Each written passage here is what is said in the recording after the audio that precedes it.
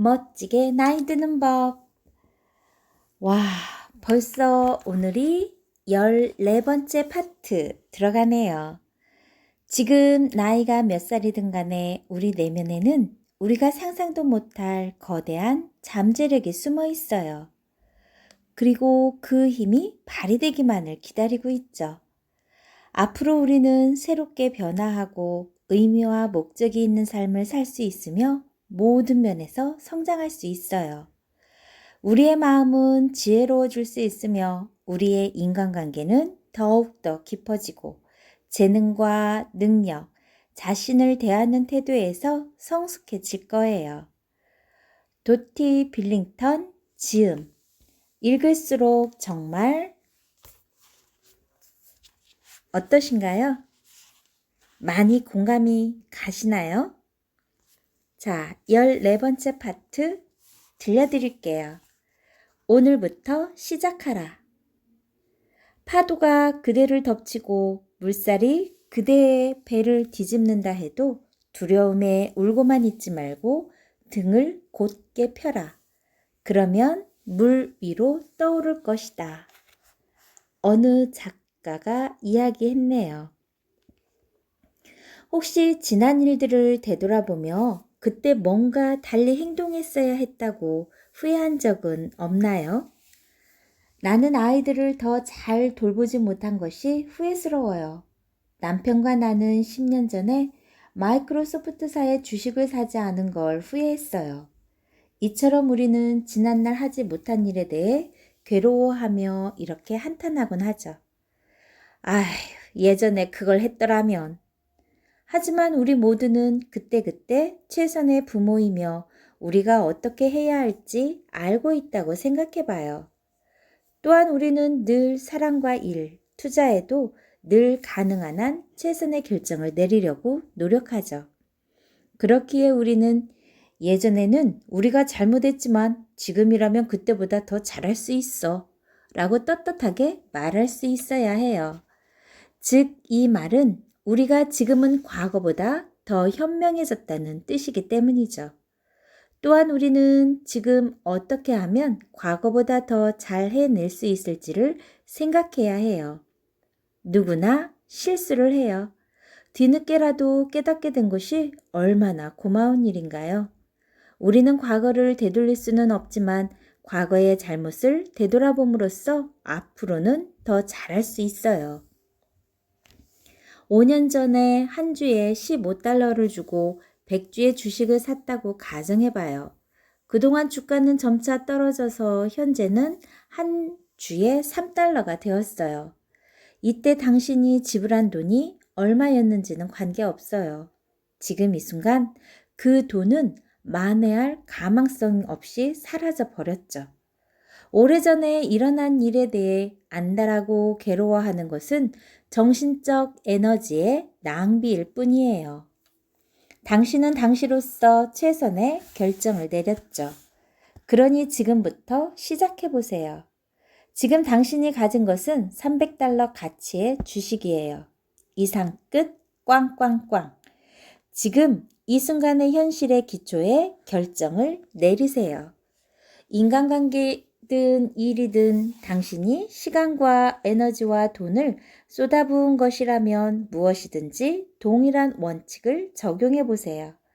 예를 들어 당신이 9년 동안 해온 일이 지겨워지고 한계에 다다른 느낌이라면 변화를 고려해 봐야 해요. 현재 직업을 찾는 중이라면 이번에도 지금 하고 있는 일을 택하겠는가?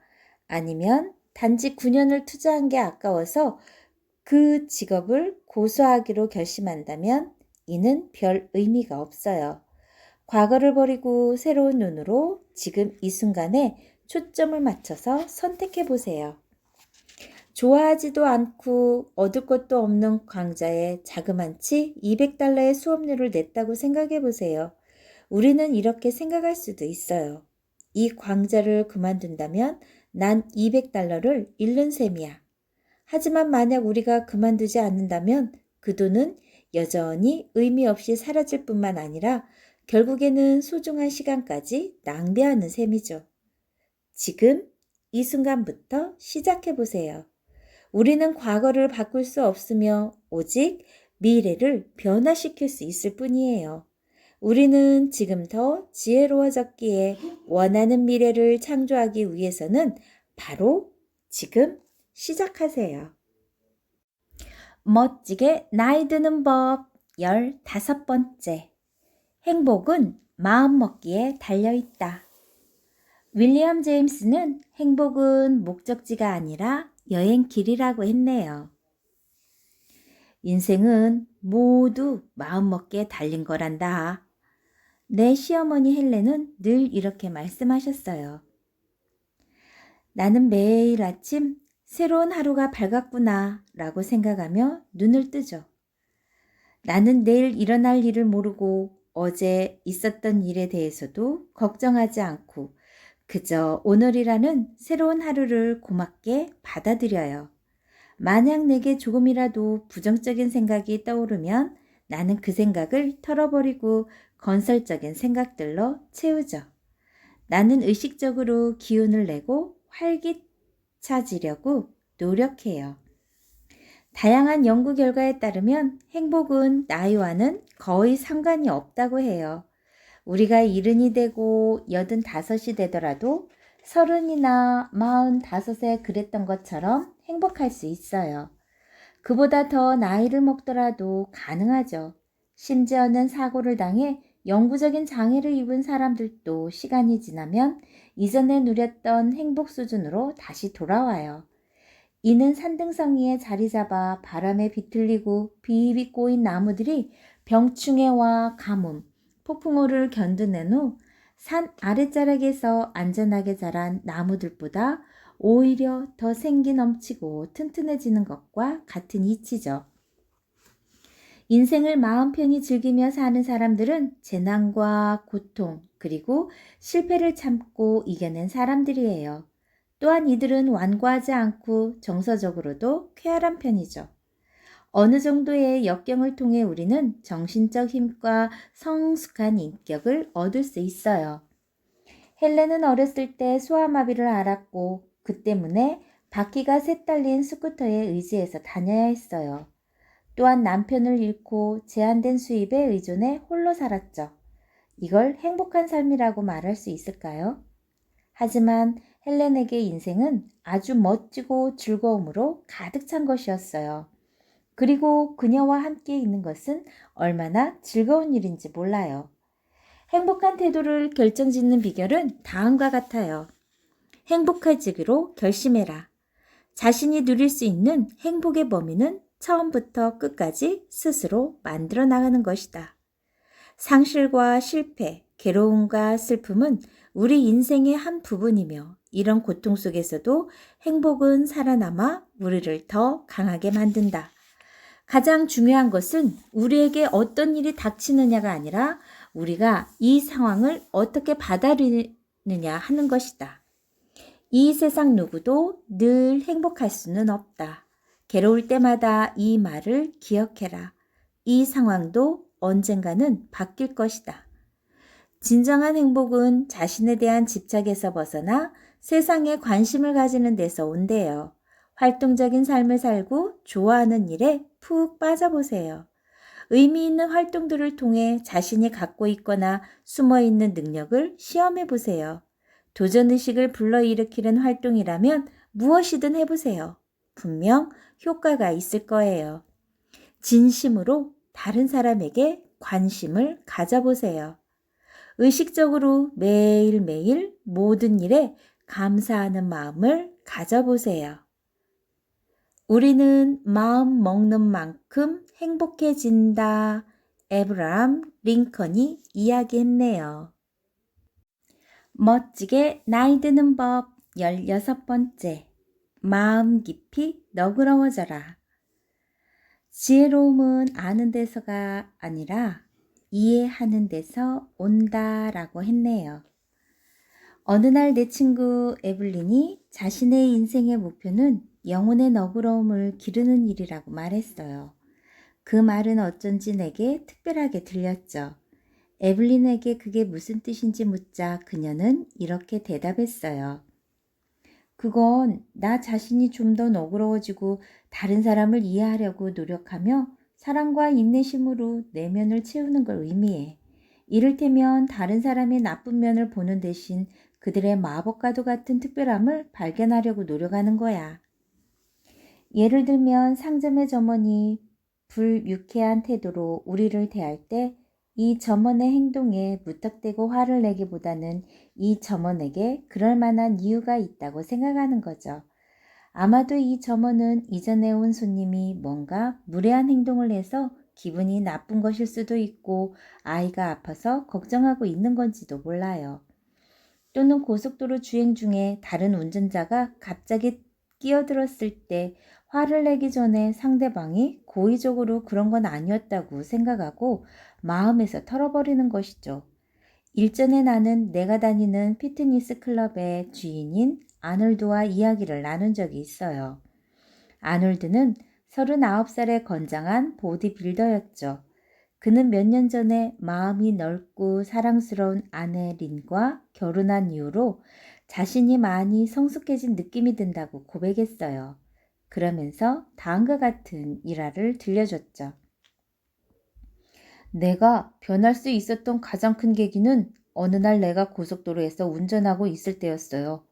그때 차 한 대가 아슬아슬하게 내 앞을 끼어드는 게 아니겠어요? 나는 너무 화가 나서 맹렬하게 속도를 내어 그 차를 따라가서 운전자에게 무례한 제스처를 취했죠. 다음 순간 그 남자를 보고 나는 깜짝 놀랐어요. 그는 나이가 지긋한 남자였는데 공포에 질린 얼굴로 내 눈을 똑바로 바라보며 눈물을 뚝뚝 흘리는 게 아니겠어요. 나는 내 스스로가 너무나 끔찍한 기분이 들었어요. 그 일은 지금도 잊을 수가 없어요. 내 팔을 봐요. 그 일을 떠올릴 때마다 온몸에 소름이 쫙 돋는다니까요. 아놀드는 정말로 고통스러운 얼굴을 하고 있었고 러닝머신에 기대어 서 있는 그의 팔에는 그의 말대로 소름이 돋아 있었어요.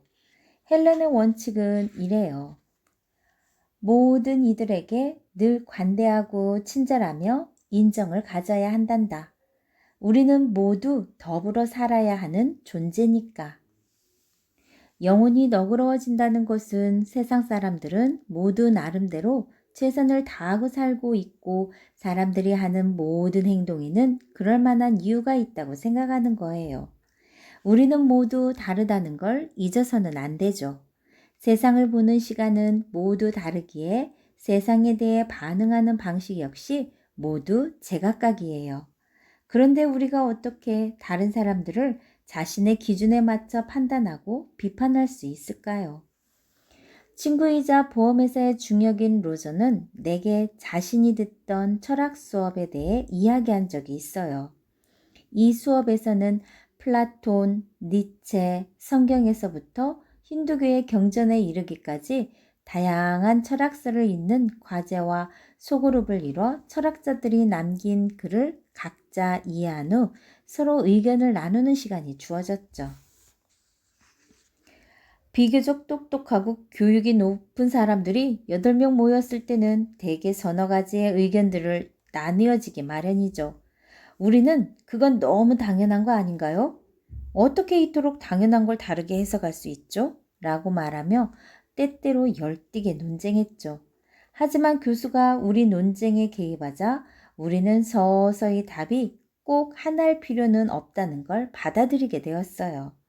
어느 것이 맞고 어느 것이 틀리다고 할 수 없으며 다양한 의견들이 동시에 공존할 수 있다는 걸 깨닫게 된 거죠. 유기의 3가지 기본 덕목 중 가장 중심이 되는 게 인이에요. 인이란 정감을 의미하죠. 2500년이 넘도록 세계 인구의 대부분이 따르고 있는 철학 사상이 사랑과 선, 그리고 보살핌이라는 소박한 개념에 기초하고 있다는 것이 흥미롭지 않은가요? 인생을 사는 동안 우리는 때때로 갈림길과 마주치게 돼요. 어느 방향으로 갈지 선택하는 것은 전적으로 자신의 몫이죠. 너그러운 마음을 갖는 길이야말로 가장 확실한 선택입니다. 내면에서 비판적이고 부정적이며 분노로 가득 찬 목소리가 들려올 때면 마음의 방향을 바꾸어 이렇게 생각해 보세요. 너그러움의 길을 따라가 볼까? 라고요. 멋지게 나이 드는 법 17번째. 아이들을 놓아주어라. 정말 우리에게 필요한 부분인 것 같네요. 3명의 나이 든 여인들이 공원 벤치에 앉아 있었어요. 한 명은 괴로운 신음소리를 내고 있었고 다른 한 친구는 옆에 앉아 한숨만 푹푹 내쉬고 있었죠. 3번째 여자가 그 2사람을 바라보며 이렇게 말했대요. 자녀들 이야기는 이제 그만 좀 하자. 엘렌 제일 랑거 마음챙김 중에서 갖고 왔네요. 인생을 8년 더 살 수 있는 따끈따끈한 비결을 공개할게요. 그건 바로 자녀들에게 유산으로 남길 돈을 세계 여행을 하는데 다 써버리는 거예요. 중요한 건 우리가 장성한 자녀들의 일에 적당히 관심도 갖는 동시에 우리 스스로의 인생도 즐길 줄 알아야 한다는 점이죠. 즉, 둘 사이의 균형을 맞추는 게 중요해요. 미국과 유럽에서 이루어진 연구에 따르면 자기 인생을 충분히 즐기며 활동적이고 독립적으로 살아가는 부모들이 자식들에게 의지하며 살아가는 부모들보다 훨씬 더 건강하고 오래 산다고 합니다. 다시 말하면 자식들 중심으로 인생을 사는 것은 자녀의 행복뿐만 아니라 스스로의 건강을 해칠 수 있다는 말이에요. 빌과 나는 아이들을 다 키웠다고 생각해요. 우리는 최선을 다해 아이를 키웠고 이제는 그만해도 될 때가 되었죠. 아이들이 우리의 충고 없이는 인생을 제대로 살지 못할 거라고 생각하는 건 아이들을 모욕하는 거예요. 물론 가끔은 충고를 하고 싶어 입이 근질거리는 걸 참아내기가 너무 힘들 때가 있어요.